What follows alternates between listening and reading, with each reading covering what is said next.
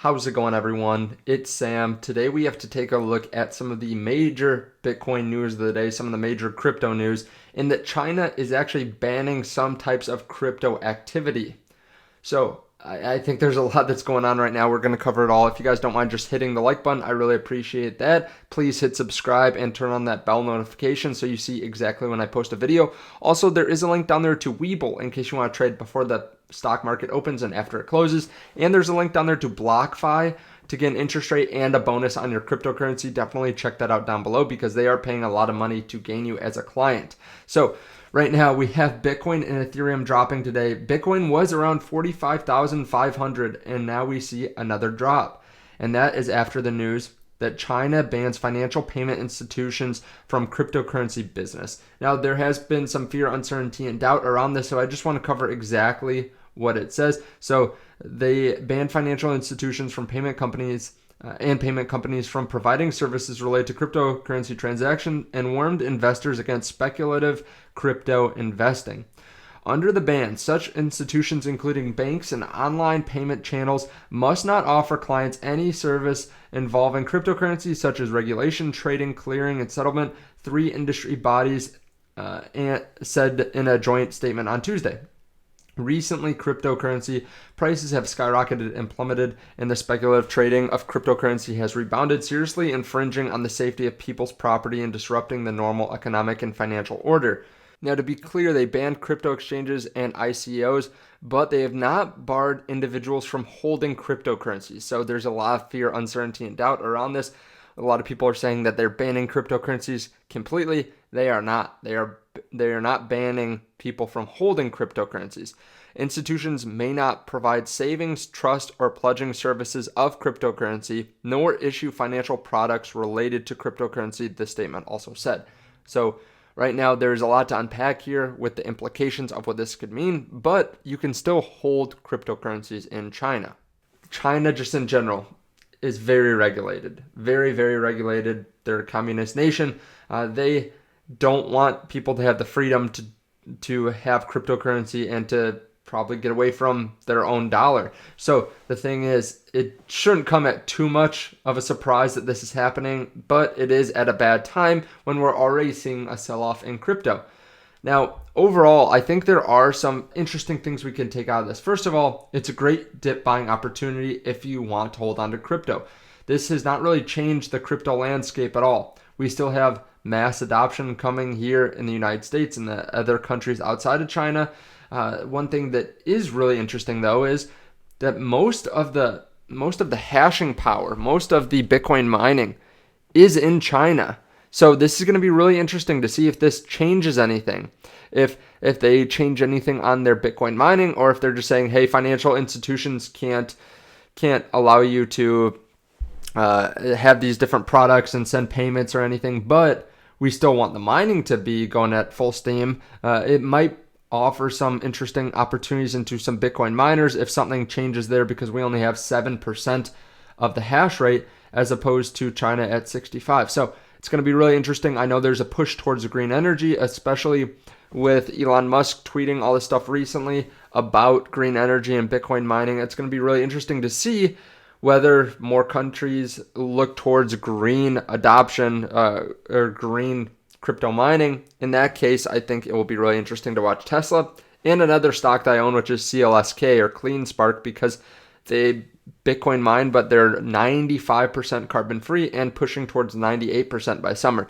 Now, at the same time, all this is happening and there's a massive dip, MicroStrategy purchased an additional 229 Bitcoin for $10 million in cash at an average price of 43.6K per Bitcoin. Right now, they hold 92,079 Bitcoin, and that is for $2.25 billion at an average price of 24,450 per Bitcoin. So they are buying up as much as possible. The thing is, once these institutions, once these different companies buy up more and more of Bitcoin, there's just less available. It limits the supply and forces the price up, in theory.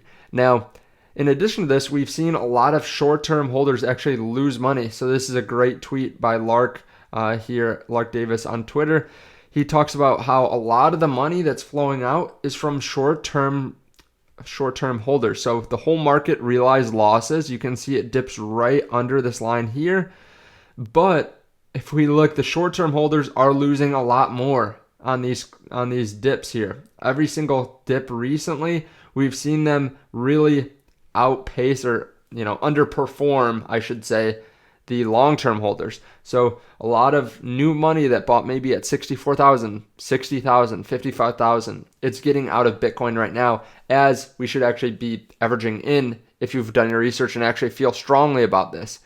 So we're in an interesting spot right now where we are seeing it hit some resistances. 42,000 is a big resistance. 37,000 a big resistance, or a big support, I should say. Sorry, a big support. And we're seeing it hit resistances, right? We're seeing it hit resistances on the upside, but just that we continuously get this bad news and bad news and bad news, which shouldn't really affect it long term, but it is having a negative price impact because of all the short-term minded holders and not people that are looking long term. They were trying to buy and have it pump up to 100,000 next week, next month, next couple months, and as soon as they see it drop 30%, they're out. So at this point, I am waiting for a little bit more of a dip. I've been adding as it's been around this price the last couple days. I'm not going to add any more. Like I said, though, I'm going to wait for more of a dip if there is more of a dip, because honestly, I have been plowing money into Bitcoin, Ethereum, and Cardano over the last couple months.